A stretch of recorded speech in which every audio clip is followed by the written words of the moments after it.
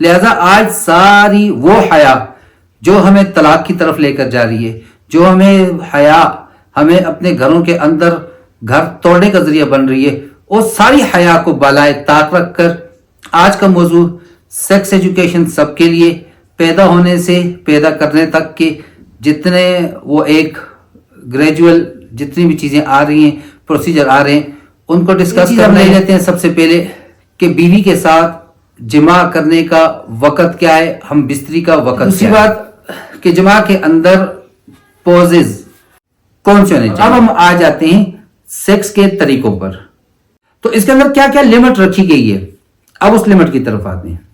جو سوال بہت سے ذہنوں میں ابھرتا ہے، بہت زیادہ کیا جاتا ہے، اورل سیکس حلال یا حرام، چٹنی حلال یا حرام، چاٹ سکتے ہیں بیوی کی شرمگاہ کو یا نہیں، عورت اپنے خاوند کی شرمگاہ کو چوس سکتی ہے یا نہیں چوس سکتی، بوسہ دے سکتی نہیں دے سکتی، منہ میں پکڑ سکتی ہے یا نہیں پکڑ سکتی، یہ سوالات بہت عام ہیں۔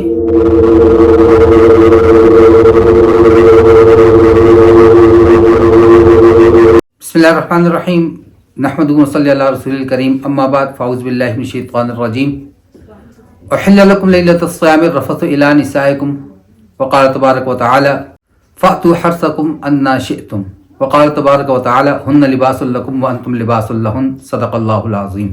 آج کا موضوع انتہائی زیادہ حساس ہے، اور مجھے پتہ ہے آڈینس میں میرے اپنے فیملی ممبرز بھی ہیں، عام لوگ بھی ہیں، اور اسلام کی ضرورت سب کے لیے ہے۔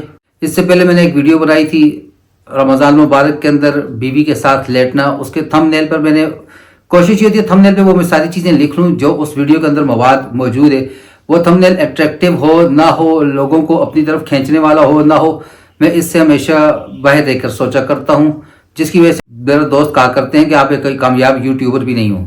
بہرحال اس پہ میں نے واضح طور پر لکھا کہ بیوی کے ساتھ لیٹنا، اس کی شرمگاہ کے اندر انگلی لگانا، اس کو کس کرنا، تو اس پہ میرے فیملی ممبرز کی طرف سے مجھے یہ بات آئی کہ آپ ایسی چیزوں کو شیئر نہ کیجیے۔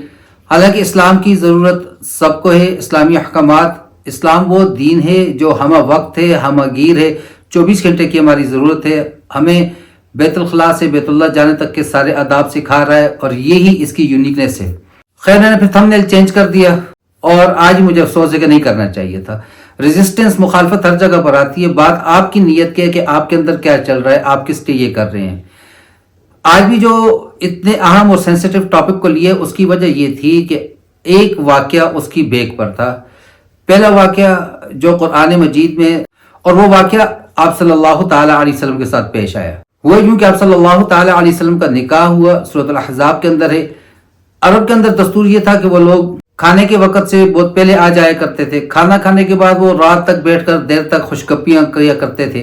آپ صلی اللہ علیہ وسلم کا ولیمہ ہے، لوگ آئے بیٹھے ہوئے ہیں، کھا بھی لیا، جا نہیں رہے۔ آپ صلی اللہ تعالی علیہ وسلم اٹھ کر اپنے حجرے سے باہر بھی تشریف لے گئے، پھر واپس آئے۔ بہرحال کچھ لوگ سمجھ گئے چہرے سے، تاثرات سے، کہ آپ صلی اللہ تعالی وسلم اب تخلیہ چاہتے ہیں، چلے گئے۔ اس پر اللہ تبارک و تعالی نے فرمایا ان ذالکم کان یؤذی النبی فیستحیی منکم، بے شک یہ تمہارا یہ رات تک بیٹھ کر گپے لگانا، گپے ہانکنا، یہ آپ صلی اللہ علیہ وسلم کے لیے تکلیف دہ تھا، لیکن فیستحیی منکم، تو ایک کریم میزبان، اچھا میزبان وہ ہوتا ہے جو مہمانوں کو یہ نہیں کہتا جاؤ بھائی اٹھ کر، تو آپ صلی اللہ تعالی علیہ وسلم سے زیادہ کریم اور شریف تو کوئی تھا نہیں، تو آپ نے بزبان قال ان کو نہیں کہا کہ آپ اٹھ کر چلے جائیں، آپ کو حیا آڑے آ رہی تھی، مانے تھا۔ پھر اللہ فرماتے ہیں واللہ لا یستحیی من الحق، اللہ تعالیٰ سچ بات کہنے سے شرماتے نہیں ہیں، سچ کو بتاتے ہیں۔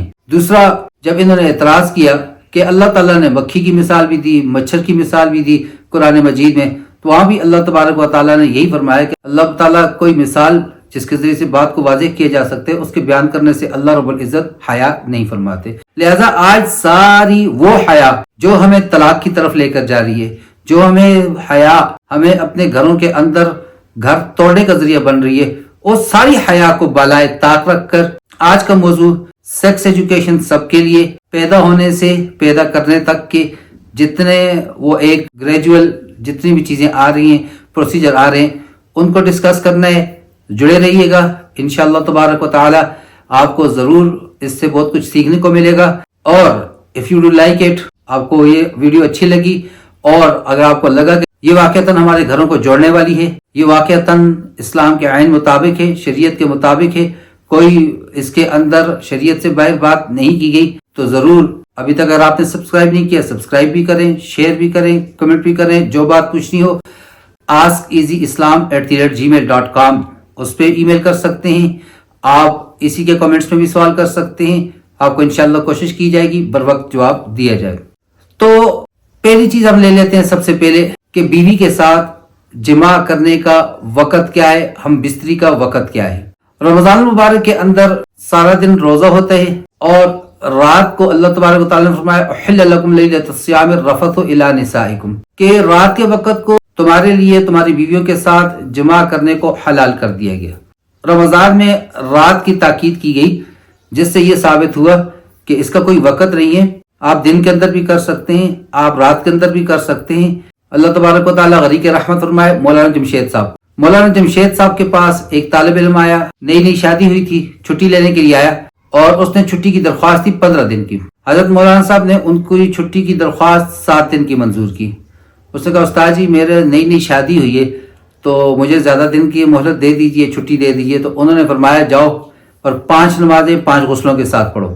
تو دن کو کس نے منع کیا؟ خود آپ صلی اللہ تعالی علیہ وسلم کا واقعہ کہ آپ صلی اللہ تعالی علیہ وسلم گھر سے باہر نکلے، ایک عورت پر نگاہ پڑ گئی، بڑی خوبصورت تھی، آپ صلی اللہ تعالی علیہ وسلم گھر کو واپس آئے، اپنی بیوی کے ساتھ جماع کیا اور فرمایا اس کے ساتھ وہی کچھ ہے جو تیرے ساتھ ہے۔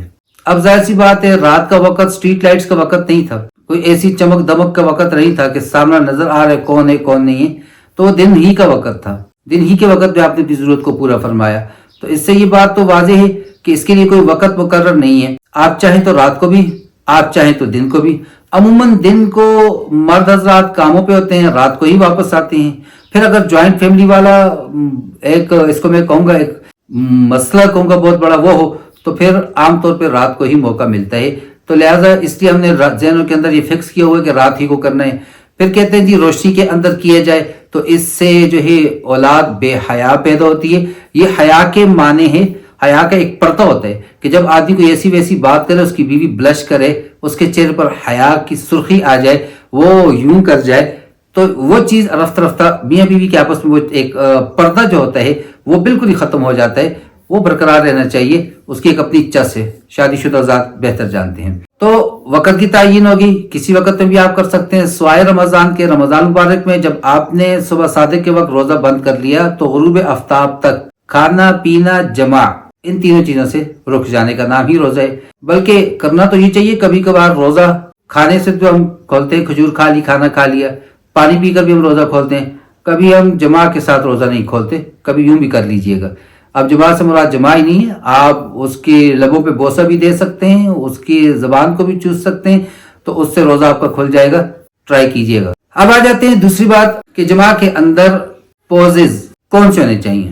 اس دن ایک چھوٹا سا کلپ سامنے آیا، ریل سامنے آئی کہ جی سمجھ میں یہ نہیں آتا جب ہول ایک ہی ہو، سوراخ ایک ہی ہو تو بار بار گھوم گھوم کے کرنے کا کیا فائدہ ہے۔ اور میں بات کر رہا ہوں گولف کی، لیکن سمجھنے والے سمجھ جائیں، بالکل وہی بات ہے۔ دیکھیں انسان کے اندر اللہ تبارک و تعالی نے 2 چیزیں رکھی ہیں، ودیت کی ہیں اس کو، ایک تجسس اور دوسرا یکسانیت سے بور ہو جانا۔ اب تجسس کی وجہ سے وہ نئی راہیں تلاش کرتا ہے، اور یکسانیت کی وجہ سے ایک ہی طرح سے روز پیش آنے سے کیا ہوتا ہے، بور ہو جاتا ہے وہ، تو وہ چاہتا ہے، اور دوسرا یکسانیت سے بور ہو جانا۔ اب تجسس کی وجہ سے وہ نئی راہیں تلاش کرتا ہے، اور یکسانیت کی وجہ سے ایک ہی طرح سے روز پیش آنے سے کیا ہوتا ہے، بور ہو جاتا ہے وہ، تو وہ چاہتا ہے کچھ نیا ہو۔ تو کیا پوزز چینج کرنا یہ درست ہے یا نہیں درست؟ آئیے قرآن مجید کی دوسری آیت کی طرف۔ نساؤکم حرث لکم، تمہاری بیویاں تمہاری کھیتی ہیں، اپنی کھیتیوں کے پاس جاؤ جس طرح تم چاہتے ہو۔ یہاں پر 2 باتیں ہیں، انا شئتم سے یہ ثابت ہو رہا ہے جیسے چاہتے ہو، جس پوز میں چاہتے ہو۔ تو اب آپ کی زمین ہے، مثال دے دیتا ہوں، مثلا یہ ہمارا کھیت ہے، اب آپ اس میں یوں ہل لگائیں، یوں ہل لگائیں، یا ٹریکٹر والے کو کہیں یوں گھما کے ہل لگائیں، وہ آپ کی مرضی ہے بھائی، لیکن کرنا اپنے کھیت کے اندر ہے جہاں پر فصل اگے گی، روڈ پر نہیں ڈالنا کہ آپ کا بیج، آپ کی کھاد، آپ کا وقت، آپ کی محنت ضائع جائے گی، کھیتی میں ہی فصل ہوگی، روڈ پر نہیں ہوگی۔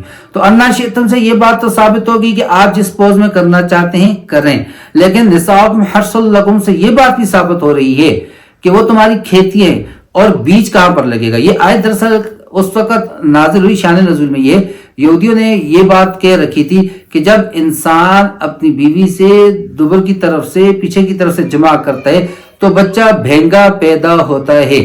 تو یہ اس وقت یہ آیت نازل ہوئی کہ تمہاری بیوی ہے، ہاں مدخل جہاں سے آپ نے انٹر کورس کرنے وہ فرنٹ ہونا چاہیے، باقی آپ پوز کوئی بھی سک کر سکتے ہیں، عورت اوپر ہو، نیچے ہو، دائیں ہو، بائیں ہو، کھڑا کریں، بیٹھیں، جیسے آپ کی مرضی ہے آپ کرنا چاہیں کر سکتے ہیں۔ البتہ امام سیوطی رحمۃ اللہ علیہ، جن کی مشہور ترین تفسیر جلالین، وہ ایک بہترین حکیم بھی تھے، طب والے بھی تھے۔ ان کے ہاں مجربات امام سیوطی ایک کتاب ہے، اس کتاب کے اندر یہ چیز لکھی ہوئی ہے کہ جس وقت پوز کی کیفیت یہ ہو کہ مرد نیچے لیٹا ہو، عورت اوپر ہو، تو اس صورت کے اندر پھر عورت کے بانج ہونے کے چانسز بہت زیادہ ہوتے ہیں اور اولاد نہ ہونے کے 100% چانسز ہوتے ہیں۔ لہذا اس چیز سے اجتناب کیا جائے، کیونکہ شادی کا مقصود ہے اصل نسل کو بڑھانا ہے، نسل کو آگے لے کر جانا ہے، تو ہم وہ طریقہ کار اختیار کریں جس کے اندر اولاد ہونا زیادہ ممکن ہو، اور وہ سب سے بہترین پوز وہی ہے کہ آدمی اوپر ہو، عورت نیچے ہو، اور اس کے کولر کے نیچے کوئی چیز رکھتی جائے جس کی وجہ سے اس کے اوپر زور پڑتا ہے، اس کے یہ یوٹرس جو بچہ دانی وہ بالکل موو کر کے آگے تک آ جاتی ہے، اور وہاں پر نطفے کا پہنچنا رحم کے اندر ایزی ہو جاتا ہے اور اولاد ہونے کے اسباب زیادہ ہو جاتے ہیں۔ باقی تو اللہ چاہے جس کو دیں، جس کو نہ دیں، اللہ چاہے تو ٹھیک ٹھاک مرد عورت دونوں ٹھیک ہو، اولاد نہ ہو، اللہ چاہے عورت بانج ہو پھر بھی اللہ اولاد دے دیں، عورت چاہے مرد بانج ہو اللہ پھر بھی اولاد دے دیں۔ اسی سے مجھے وہ لطیفہ یاد آ گیا کہ ایک مرتبہ ایک عورت کے 5-6 بچے ہو گئے، پوزس سے یہ لطیفہ آپ کو بتا رہا ہوں، تو اکٹھے بچے پیدا ہو گئے۔ اب خاوند جس وقت اندر آیا بڑا خوش، بیوی نے بلایا، خاوند جیسے قریب آیا اس نے رٹ کر دی اور اس نے کہا تمہیں میں نے کہا نہیں تھا یہ ڈوگی پوز ٹھیک نہیں ہے۔ تو بھائی بہتر ہے جس میں آپ کو سکون مل رہا ہے، جس میں آپ کو مزہ آ رہا ہے اسی پوز کو آپ لے لیجئے۔ ہاں یہ چیز ذہن میں ہو، دو باتیں، پہلی بات وہ تمہاری کھیتی ہیں، آپ نے انٹرکورس فرنٹ پہ کرنا ہے، دوسری بات جو آپ کے ذہن میں ہونی چاہیے کہ وہ طریقہ اپنائیں جس میں اولاد ہونے کے اسباب زیادہ ہوں تاکہ شادی کا مقصد اصلی حل ہو سکے۔ یہاں پر ہر عورت کا ایک سوال جو میں ضرور ذکر کروں گا، بس یہی کام ہے اور کوئی کام نہیں ہے۔ مرد آتے جاتے اس کے ساتھ اٹکیلیاں بھی کرتا ہے، چٹکے بھی بھر رہا ہے، کھیل بھی رہا ہے، موقع کی تلاش میں ہوتا ہے، دیکھا موقع مل گیا کہے گا آ جاؤ، وہ کہے گی بس یہی ایک کام ہے۔ اور بھائی کوئی بھی مرد آپ اس سے پوچھو، شادی نہیں تھی تب اس سے پہلے وہ کھانا بھی کھاتا تھا، پانی بھی پیتا تھا، کپڑے بھی صاف پہنتا تھا، پریس شدہ پہنتا تھا، دوست احباب بھی تھے، سب کچھ تھے، شادی ایک ہی مقصد کے لیے کی ہے۔ کھول لو اس کو اپنی بات کو۔ یہ مستورات جو ہے نا ہماری جو عورتیں ہوتی ہیں ان کو سیکس اویئرنس بالکل نہیں دی جاتی، مرد کی ضروریات بالکل نہیں بتائی جاتی، جس کی وجہ سے عموماً گھروں کے اندر وہ ایک سرد جنگ رہتی ہے، مرد کو ہمیشہ ایک تشنگی رہتی ہے۔ ہمارے ایک جاننے والے کرنل ہیں، انہوں نے ایک دن ایک بات کہی اور مجھے وہ بات ان کی بہت زیادہ میرے دل پر لگی۔ انہوں نے کہا بیٹی کی تربیت باپ کو کرنی چاہیے، کہ باپ کو پتہ ہوتا ہے مرد کی نیڈز کیا ہے، مرد کی وشز کیا ہے، وہ بیٹی کو اس طریقے پر اس کی تربیت کرے گا، اس کو گرو اپ کرے گا، پھر کل کے دن جب وہ جائے گی سسرال کے اندر تو وہ اپنے مرد کو خوش رکھے گی۔ اب اس کی تربیت عورت ہی کر رہی ہے اور عورت اس کو وہ باتیں بتا رہی ہیں جو کہتے ہیں نا پھپھو کی کرستانیاں، وہ وہاں جا کر فساد ہی پھیلایا کرتی ہے۔ لہذا والدین میں سے بالخصوص باپ، میں اپریشیٹ کروں گا بہت زیادہ، میرے ایک آن لائن اسٹوڈنٹس ہیں آسٹریلیا سے، ان کے والد صاحب بھی آسٹریلیا سے، اور ان کی جو تیسری پیڑھی ہے وہ جو ہے ددیال کی طرف سے پاکستان سے۔ اب جب کبھی وہ بچی اب یونیورسٹی میں ہے، میڈیکل میں، تو وہ بچی سے جب کبھی کوئی عورتوں کے مسائل پہ بات کرتا تو 99% وہ مجھے کہتی یس مائی ڈیڈ ٹولڈ می۔ میں اس سے بہت زیادہ انسپائر ہوا، اور میری بچیاں جب سن بلوغت کو قریب البلوغ کو پہنچی، میں نے بٹھایا اور ان سے ایک ایک بات کو ڈسکس کیا۔ آپ مجھے بے حیا کہتے ہو 100 بار کہو، لیکن کل کو میں لوگوں کی وجہ سے بےزتی کا امامہ پہنوں، لوگوں کی وجہ سے اپنی بیٹیوں کی کم عقلی کی وجہ سے ضلالت کو اپنے ذمہ لوں، تو اللہ نے مجھے جس کا مکلف بنایا وہ کام میں پہلے کیوں نہ کروں؟ میں اپنی بیٹیوں کو پہلے کیوں نہ بوائے فرینڈ گرل فرینڈ کا کلچر سمجھا دوں؟ میں اپنی بچیوں کو کیوں نہ اویئر دوں کہ آپ کے ساتھ کون گلے مل سکتا ہے، آپ کو کون سلام ہاتھ دے کر سکتا ہے، کون آپ کو ٹچ کر سکتا ہے کون نہیں کر سکتا، یہ چیزیں اس کو میں پہلے کیوں نہ سمجھاؤں، بجائے اس کے کہ کل اس کو کوئی بے والا سمجھائے اور اپنے مقاصد کو پورا کرے۔ بہرحال ہم ابھی تک چل رہے ہیں اس بات پر کہ پوزز، تو اس میں دونوں باتیں کلیئر کٹ ہو گئی۔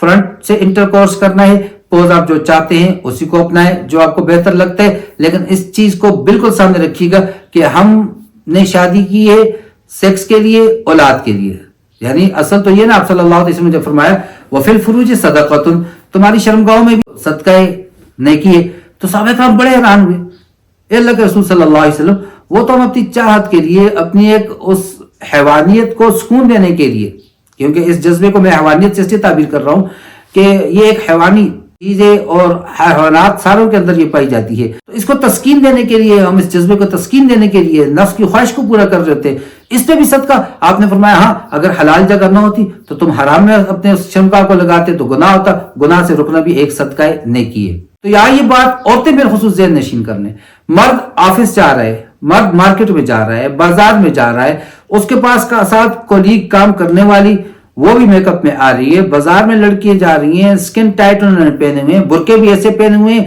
کہ العورات کالعاریات، ایسا لباس ہے گویا ننگی پھر رہی ہیں، حتیٰ کہ ان کے کلیویج اور نپلز اور کیا کیا نظر آ رہا ہے، اور مرد نہ چاہتے ہوئے نگاہ پڑ جاتی ہے۔ اب نگاہ پڑ گئی، انسان ہے اور مرد ہو تو اس کی اندر کے نفس ابھرتا ہے، اس کے اندر وہ چیز پیدا ہوتی ہے، خواہش پیدا ہوتی ہے، اور جب وہ گھر میں آتا ہے دوپٹہ ادھر پڑا ہے، بال بکھرے ہوئے ہیں، ہلدی کی بو آ رہی ہے، لہسن کی بو آ رہی ہے، اور وہ اس سے صحیح طریقے سے پیش بھی نہیں آ رہی، بس وہ ایک ڈیوٹی نہیں ہے روٹی لا دوں۔ وہ کسی نے کہا تھا بیوی تو وہ اچھی ہے کہ جو گھر آتے ہی پوچھے حضرت پہلے کھانا لگاؤں یا کنڈی لگاؤں، تو مرد کی یہ سب سے پہلی طلب ہے۔ مسکرائیں، دیکھیں کچھ چیزوں کو سمجھیں، خاوند جاب پہ جا رہے، خاوند جاب سے آ رہے، تو باہر معاشرے میں یورپ کلچر میں بیوی اس کو کیسے رخصت کرتی ہے، حتیٰ کہ بچے بھی سامنے ہوتے ہیں، وہ اس کو لبوں پر بوسہ دے کر رخصت کر رہی ہے، وہ آتے ہیں وہ حق کر رہی ہے، لبوں پر بوسہ دے رہی ہے، پھر بٹھا رہی ہے، پھر اس کو پانی پیش کر رہی ہے۔ یہ کلچر اسلام کا ہے، مسکرا کر سارے لڑائیوں کو، ساری چیزوں کو پس پش ڈال کر وہ آیا ہے۔ راستے میں 1000 اموات کے اسباب موجود تھے، لڑائیاں تھی، حادثے تھے، گال گلوچ تھی، ایکسیڈنٹ تھے، ان سب سے زندہ سلامت گھر پہنچ گیا۔ جن کو اس نے کولیگز کے ساتھ بھی تلخ کلامی کر لی، باس بھی اس کو ڈانٹ رہا ہے، سارے کام وہ ہو رہے ہیں، یا وہ ایک باس ہے اور اس کے ورکر ٹھیک کام کر نہیں کر رہے، بزنس آج کل لو چل رہا ہے، وہ ان ٹینشنوں میں گھر آ گیا، اور گھر میں آتے ہی میرے ساتھ خود ہی ہوا، شدید سردی کے موسم میں، آج سے تقریباً 13 سال پہلے کا واقعہ، میں گیا دکان پہ تھا سارا دن اور کوئی پوچھتے نہیں آیا بھائی تو نے دکان کیوں کھولی ہے۔ واپس آیا مغرب کے بعد، بائک کو سٹینڈ پہ لگا رہا ہوں اور میری بیوی کا پہلا سوال، ٹماٹر نہیں لائے؟ میرا دل چاہا یہی موٹر سائیکل اٹھا کے اس کے میں سر میں ماروں کہ اللہ کی بندی اس شدید سردی میں جب تم گھر کے اندر چار دیواری کے اندر ہیٹر کے آگے بیٹھے ہو، میں اوپن 2 سائڈ شٹر اوپن دکان کے اندر بیٹھا ہوں، ہوا لگ رہی ہے روڈ کے بالکل سائڈ پر، سردی سے ٹھٹر کر، اور بارش میں آیا ہوں، گیلا بھی ہوں، اور دسمبر کا مہینے، اور تمہارے زبان پہ یہ سوال ہے ٹماٹر لائے ہوئے نہیں؟ تمہارے تو منہ پہ یہ ہونا چاہیے کہ الحمدللہ آپ خیر عافیت سے آگے بیٹھے ہیں، سردی ہے، آپ کے لیے فوراً کوئی گرما گرم پکوڑے لاؤں، چائے لاؤں، آپ کو کچھ سوپ بنا کر دے دوں، کوئی انڈے ابال کر دے دوں، نہ جی ٹماٹر لائیں، بھاڑ میں گئے تمہارے ٹماٹر، پھر جب خاوند آگے سے لگاتے ہیں یا خاوند آگے سے پھر گھر سے نکالتے ہیں، پھر کہتے ہیں جی بڑا ظالم ہے، ظالم تو تم لوگ ہو، انسان کو انسان نہیں سمجھتے۔ ہمارے استاد محترم فرمایا کرتے تھے مولانا مفتی رحمان صاحب، جب میں ایم فل کر رہا تھا یونیورسٹی میں، انہوں نے ایک دفعہ ایک بات کی مجھے بڑی دل پہ لگی، انہوں نے کہا یہ عورتوں میں انسانیت نہیں ہے۔ اب دیکھیں گی کہ پبلک ٹرانسپورٹ آ رہی ہے، ہم جس شہر سے مانسیرا سے، تو وہاں سوزوکی ہے، سوزوکی پہ سائڈ پہ بھی لوگ کھڑے ہیں، ڈالے پر بھی لوگ کھڑے ہیں، پھر بھی ہاتھ دیں گی۔ اب وہ جب ہاتھ دیں گی، جگہ نہیں ہے، 2 عورتیں، اس میں کیا ہوتا ہے ایک سائڈ سوزوکی کی 5 مردوں کو باہر نکال کے ان 2 کو بٹھایا جاتا ہے۔ حقوق نساء کی بات کریں، ایک طرف تم جو ہے مرد اور عورت برابر ہونے کی بات کرتی ہو، دفعہ جاؤ پھر کھڑی ہو جو باہر، نظر نہیں آتا تمہارے اندر عقل نہیں، انسانیت نہیں ہے کہ تمہاری وجہ سے 5 اور لوگوں کو تکلیف ہو رہی ہے، تو اپنی انسانیت کا فائدہ اٹھانا۔ اچھا خود جو بات کریں تو کریں، مرد کی بات کر لیں، آپ کو عورتوں سے بات کرنے کی تمیز ہے، تمہیں کس نے کہا ہے کہ تم مردوں سے بات کر رہی ہے؟ تمہیں کس نے اس بات کو الاؤ کیے؟ بہرحال یہ جذبات ہیں بہت زمانے کے اندر جو نکل رہے ہیں آج سے ساری شرم کو میں نے کہا ہے نا بلائے طاق چھوڑ دو، بات کرو، دیکھتے ہیں۔ ہم نے بات کر لی پوز پر، ہم نے بات کر لی وقت پر، اب ہم آ جاتے ہیں سیکس کے طریقوں پر کہ سیکس میں کتنی اللہ تبارک و تعالیٰ نے لمٹائزیشن کی ہے. میرا کل بھی ایک دوست مجھ پہ آنسر تھا لمٹائزیشن کون سا لفظ ہے. میں نے کہا یہ میرے اپنے ایجاد کرتے, ہماری مرضی ہم TOMATO ٹومیٹو کے بجائے ٹوماٹو پڑھیں, ہمارے اپنے ایکسنٹ ہے بھائی. جاؤ باہر میں ملٹری کا لفظ ہے, US والے ملٹری بول رہے ہیں, یونائٹڈ کنگڈم والے ملٹری بول رہے ہیں, وہ جب کر سکتے ہیں تو ہماری بھی اپنی مرضی, ہم جاؤ کہ دبا کرو زبان ہی ہے, اگلے کو بات سمجھ آنی چاہیے. تو اس کے اندر کیا کیا لمٹ رکھی گئی ہے, اب اس لمٹ کی طرف آتے ہیں. جو سوال بہت سے ذہنوں میں ابھرتا ہے, بہت زیادہ کیا جاتا ہے, اورل سیکس حلال یا حرام, چٹنی حلال یا حرام, چاٹ سکتے ہیں بیوی کی شرمگاہ کو یا نہیں, عورت اپنے خاوند کی شرمگاہ کو چوس سکتی ہے یا نہیں چوس سکتی, بوسہ دے سکتی نہیں دے سکتی, منہ میں پکڑ سکتی ہے یا نہیں پکڑ سکتی. یہ سوالات بہت عام ہیں. کیوں عام ہیں؟ ظاہر سی بات ہے, میڈیا کا دور ہے, انٹرنیٹ ایکسیس ہے, پورنوگرافی دیکھی جا رہی ہیں, بہت کچھ سنا جا رہا ہے, اس کو پھر پریکٹس کرنے کی کوشش کی جاتی ہے. اب پھر وہیں پر آؤں گا, ہماری عورتوں کو سیکس اویئرنیس بالکل نہیں. ماں اس کو گھر کے کام کاج سکھا رہی ہے. وہ ایک دفعہ ریل سامنے آئی نا, ماں بیٹی کو سمجھا رہی ہے, بیٹی کھانا پکانا سیکھ لو, مرد کے دل کا ایک راستہ معدے سے جاتا ہے. انہوں نے کہا اماں جی ٹھیک کہہ رہی ہو, لیکن ایک راستہ تھوڑا نیچے سے بھی جاتا ہے اور وہ مجھے آتا ہے. ہم اپنی بچیوں کو کھانا پکانا معدے تک کی باتیں سمجھا دیتی ہے, معدے سے نیچے کی باتیں, انڈر بیلٹ باتیں ہم نہیں بتا رہے ہوتے.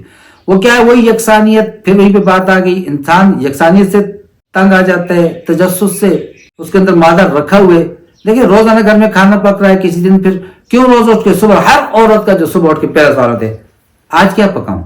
اور بھائی گھر میں جو چیزیں لائی ہیں پکانے کے لیے لائی ہیں, کھانا چاہتا ہوں تو لائی ہیں, آج ایک پکا دو کل دوسری پکا دو, اور ہم روزانہ بھی ایک نہیں پکا رہے. کیوں؟ وہی بات آ گئی, یکسانیت سے انسان اکتا جاتا ہے. پھر روز ہی چاول پک رہے ہیں, پھر چاولوں کے اندر کبھی کبھی بریانی بھی پک جاتی ہے, کبھی پلاؤ پک رہا ہے, کبھی مٹر پلاؤ, کبھی کابلی پلاؤ. تو یہ کیوں ہو رہا ہے؟ کیونکہ انسان یکسانیت سے اکتا جاتا ہے, کچھ چینج چاہتا ہے.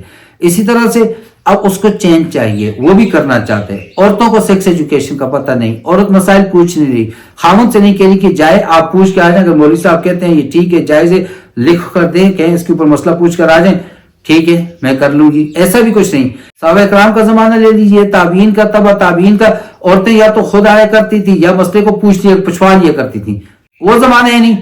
لہذا اس وجہ سے پھر کیا ہوتا ہے, مرد یکسانی سے اکتا جاتے ہیں.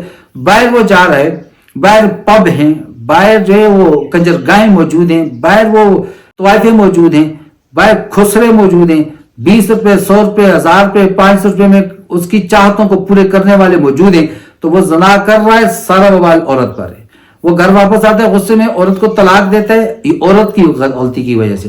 عورت کہتی ہے مجھے توجہ نہیں دیتا, تم میک اپ اس کے لیے نہیں کرتی, تیار اس کے لیے نہیں ہوتی, جیسا وہ چاہتے ہیں سیکس سیٹسفیکشن اس کو اس طرح نہیں دے رہی ہو, کیوں تمہارے منہ لگے, کیوں تمہارے پاس آئے. جب اس کا باہر وہ ایک اور کلپ میں نے دیکھا تھا کہ ماں بیٹی کو سمجھا رہی ہے کہ بیٹی تمہیں پتہ مرد شادی کیوں کرتا ہے. حالانکہ جتنے ناز و نخرے وہ ایک عورت کو اٹھا رہے, جتنے خرچ اس پہ کر رہے, اتنے میں وہ 10 نوکرانیاں رکھ سکتے ہیں گھر میں. اس میں روزانہ ہر روز ایک نت نئی طوائف کے پاس جا سکتا ہے. روزانہ تمہارے پاس کیوں آ رہا ہے, ایک ہی عورت سے شادی کیوں کر رہا ہے. تو وہ بات ہے میرے بھائی, عورتوں کو بھی سیکس ایجوکیشن ہونی چاہیے. تو بہرحال آ جاتے ہیں. اب اس میں پہلی چیز میں جو آپ کے سامنے رکھوں گا, چاروں مذاہب صاحب نے رکھوں گا جو مشہور ترین ہیں. امام مالک رحمۃ اللہ علیہ, امام احمد بن حنبل رحمۃ اللہ علیہ, امام محمد بن ادریس الشافعی رحمۃ اللہ علیہ, امام ابو حنیفہ نعمان بن ثابت رحمۃ اللہ علیہ, حنفی مسلک. چاروں مسلک آپ کے سامنے رکھوں گا, پھر اپنی ذاتی رائے بھی سامنے رکھوں گا, فیصلہ آپ کے ہاتھ میں.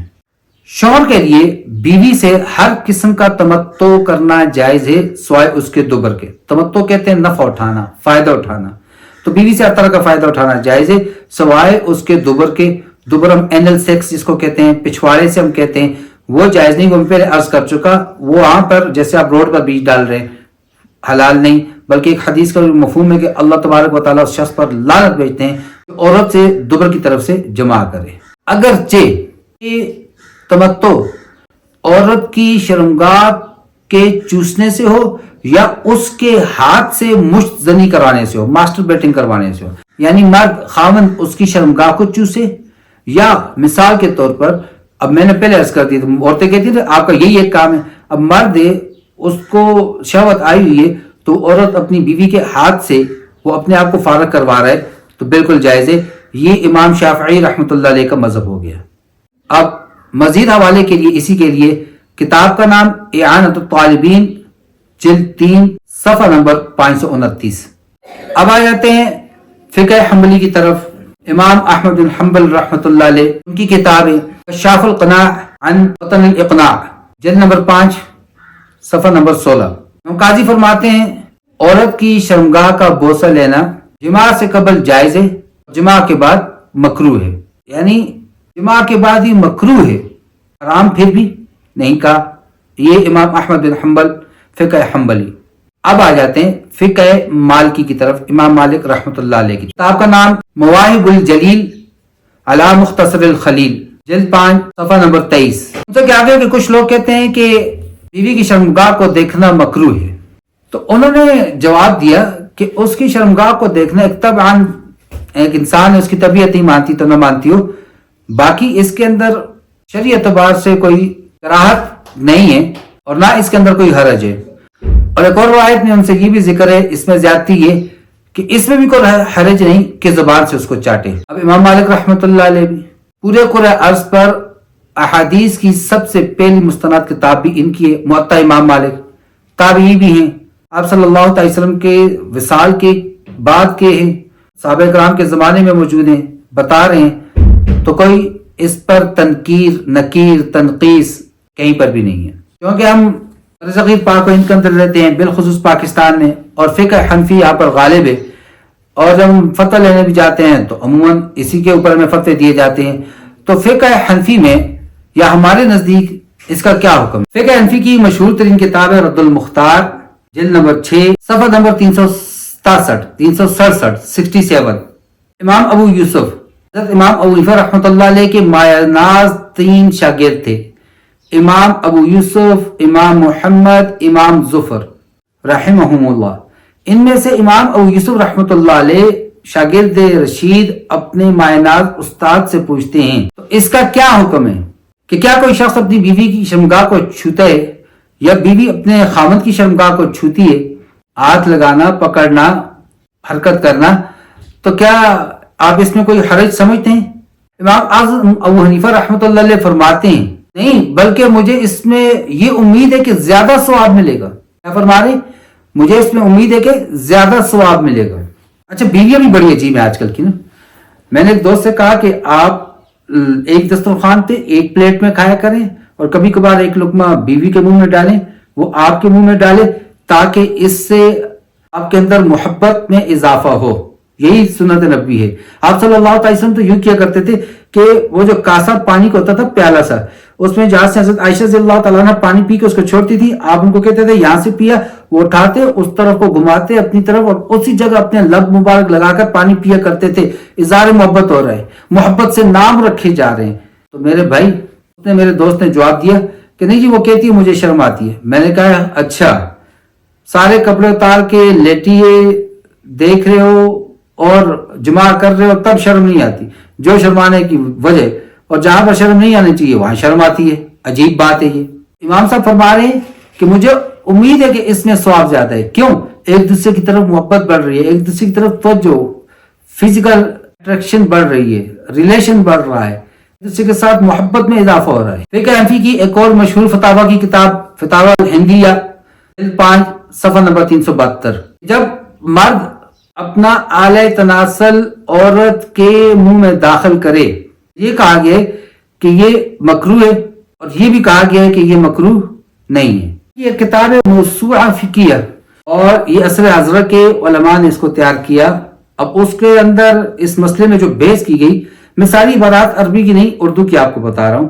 عربی کی ضرورت پڑے، کسی کو حوالہ چاہیے ہو، وہ ان باکس کرے، انشاءاللہ اس کو جواب مل جائے گا۔ وہاں جو بحث کا عنوان ہے لمس فرج زوجہ، بیوی کی شرمگاہ کو چھونا، اس میں جو عبارت جو سب کے مذاہب کو جمع کیا گیا کہ فقہا کا اس بات پر اتفاق ہے کہ مرد کے لیے اپنی عورت کی شرمگاہ کو چھونا بالکل جائز ہے۔ اور امام عابدین رحمۃ اللہ علیہ نے وہاں پر ان کا یہ قول ذکر کیا گیا جو ابھی آپ کے سامنے عرض کیا کہ امام ابو یوسف رحمۃ اللہ علیہ نے جو پوچھا کہ مرد بیوی مرد کی شرمگاہ کو حرکت دے، امام اعظم رحمۃ اللہ علیہ، امام اعظم ابو حنیفہ رحمۃ اللہ علیہ نے جواباً کیا فرمایا؟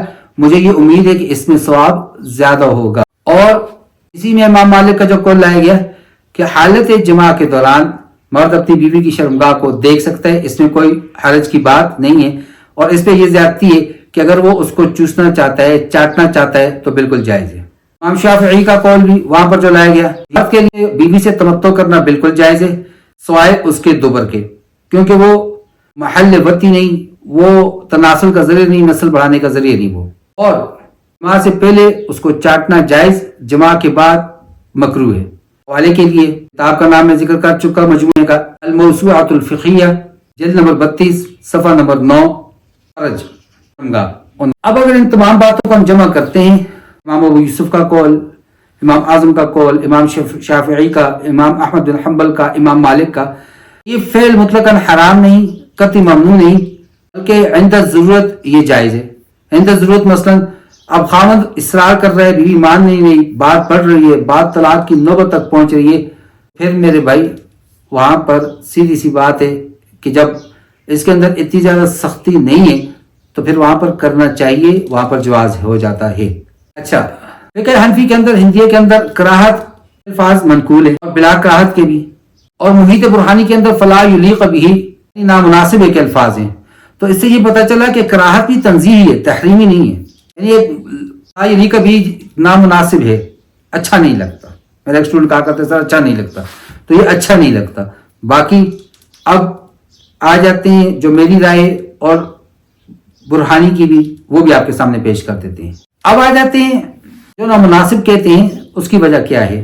پہلی بات کہ کیا عورت یا مرد کی شرمگاہ کوئی ایسی چیز ہے جس کی وجہ سے نجس ہے، جس کی وجہ سے روکا جاتا ہے؟ تو آپ صلی اللہ تعالی علیہ وسلم سے پوچھا گیا۔ قیس بن طلق اپنے والد رضی اللہ تعالیٰ عنہ سے روایت کرتے ہیں کہ جی آپ صلی اللہ علیہ وسلم سے پوچھا گیا کہ کیا تناسل کو چھونے سے وضو کرنا ہوگا؟ آپ صلی اللہ علیہ وسلم نے فرمایا نہیں۔ طحاوی شریف کی روایت ہے، جلد 1 صفحہ نمبر 60۔ اسی طرح سے قیس بن حازم کہتے ہیں حضرت سعد رضی اللہ تعالیٰ عنہ سے اعلی تناسل کے چھونے کے متعلق پوچھا گیا کیا یہ نجس سے ناپاک ہے کہ اس کو چھونے سے وضو کرنا پڑ جائے؟ فرمایا اگر نجس ہی تو کاٹ کر پھینک دو، اسے چھونے میں کوئی بھی حرج نہیں ہے۔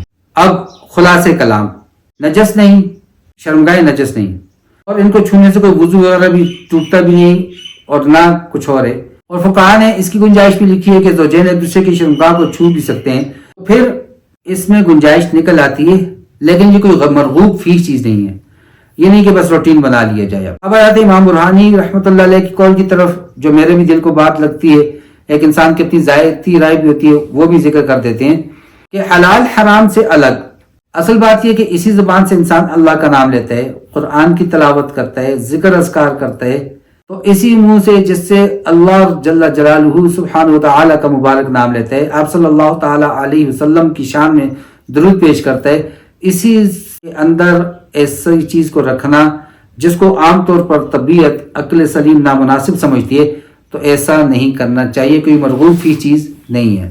لیکن جائز ہے، اور میں تو بلکہ میری رائے اب اس میں یہ کہ جب بات طلاق تک پہنچ رہی ہے تو پھر ایسا کرنا پسندیدہ ہے۔ کیوں؟ حدیث کیا ہے کہ اللہ کے ہاں ابغض، سب سے زیادہ غصہ دلانے والی چیز، ابغض الحلال، وہ طلاق ہے۔ اب طلاق سے بچنے کے لیے بہتر یہ کہ انسان کس کی طرف آ جائے؟ ایسی چیز کی طرف جس میں ناپسندیدگی کا قول موجود ہے، کراہت کا ہے، کراہت تنزیہی، لیکن اس پہ حرام ہونے کا، مطلق ممنوع ہونے کا کوئی حکم موجود نہیں ہے، پھر آدمی اس چیز کو اختیار کر لے، وہ زیادہ مناسب ہے۔ اب میرے اس دلی جو رائے، اس کی ایک دلیل آپ کو میں قرآن سے دیتا ہوں۔ قرآن مجید کی ایک آیت ہے، الا من اکرہ وقلبہ مطمئن بالایمان۔ کوئی شخص ہے، اس کو پتہ ہے کہ یہ سامنے والا ڈاکو ہے، یہ سامنے والا ظالم ہے، اور یہ مجھے قتل کرنے پر قدرت رکھتا ہے، گن پٹی پر رکھی ہوئی ہے، تلوار اس کی گردن پہ رکھی ہوئی ہے، اور اس کو کہتے ہیں کلمہ کفر کہو، تو اس وقت قرآن مجید کی آیت کی تفسیر میں یہ بات واضح ہے، ترجمے میں بھی ہے، الا من اکرہ، اس نے زبان سے وہ کلمات کہہ دیے، قلبہ مطمئن بالایمان، لیکن اس کے دل میں ایمان راسخ تھا۔ عظیمت تو یہ ہے، اعلیٰ تو یہ کہ زبان سے بھی نہ کہے، لیکن جان بچانے کے لیے اگر کہہ رہا ہے تو جائز ہے۔ کیوں؟ کیونکہ یہ اس کی جان اللہ کو بہت عزیز ہے۔ اب ایک طرف طلاق ابغض الحلال، حلال چیزوں میں سب سے زیادہ غصہ دلانے والی، اور ایک طرف جوڑے رکھنا. سورۃ النساء کو اٹھائیے، یستفتونک فی النساء، 3 آیات مسلسل. تینوں آیات کا جو درس ہے، ان تصلحوا وتتقوا، اگر تم صلح کروا لو، اللہ سے ڈرتے رہو تو یہ بہتر ہے. وَإِن تُحْسِنُوا وَتَتَّقُوا، اور اگر تم احسان کر لو اور تقوی کو اختیار کرو بہتر ہے. وَالصُّلْحُ خَيْرٌ، صلح کرنا بہتر ہے، جوڑے رکھنا بہتر ہے. حتیٰ کہ آپ صلی اللہ تعالی علیہ وسلم سورہ احزاب کے اندر کہ آپ اپنی پھوپھیزاد بہن کا نکاح زینب بنت جحش رضی اللہ تعالیٰ عنہ کا اپنے آزاد کردہ غلام منہ بولے بیٹے کے ساتھ کروا رہے ہیں. اللہ کہہ رہے ہیں ان کا نکاح ہوگا، ان کی طلاق ہوگی. پھر آپ صلی اللہ علیہ وسلم نے اس اپنی پھوپھیزاد بہن کے ساتھ نکاح کرنا ہے، مقصد بیان کیا. یہ جو عرب میں ایک رواج چلتا آ رہا ہے کہ اڈاپٹڈ سن، منہ بولے بیٹے کی متعلقہ یا بیوہ سے نکاح اس سوکال فادر کا، منہ بولے باپ کا جائز نہیں، اس رسم کو ختم کیا جائے. آپ صلی اللہ تعالی علیہ وسلم کے پاس وہ بار بار آ کر بتا رہے ہیں، گھر میں جھگڑے ہو رہے ہیں، بات بات پہ تانے دیے جا رہے ہیں، کیا کروں؟ آپ صلی اللہ تعالی وسلم کو باوجود وہی بتا دیا گیا، پھر بھی کہتے امسک علی کا زوجک، گزارا کر، روکے رکھ، صلح بہتر چیز ہے. تو میرے بھائیوں، خاندانوں کو جوڑنا ہے، توڑنا نہیں ہے. تو میری ذاتی رائے میں بھی یہی ہے جو میں عرض کر چکا، اورل سیکس قطعاً حرام نہیں، لیکن کوئی مرغوب چیز بھی نہیں، پسندیدہ چیز بھی نہیں. ہاں کبھی مہینے 2 مہینے 3 مہینے 4 مہینے 6 مہینے کے بعد ایک بار کر لیا، کوئی حرج بھی نہیں ہے.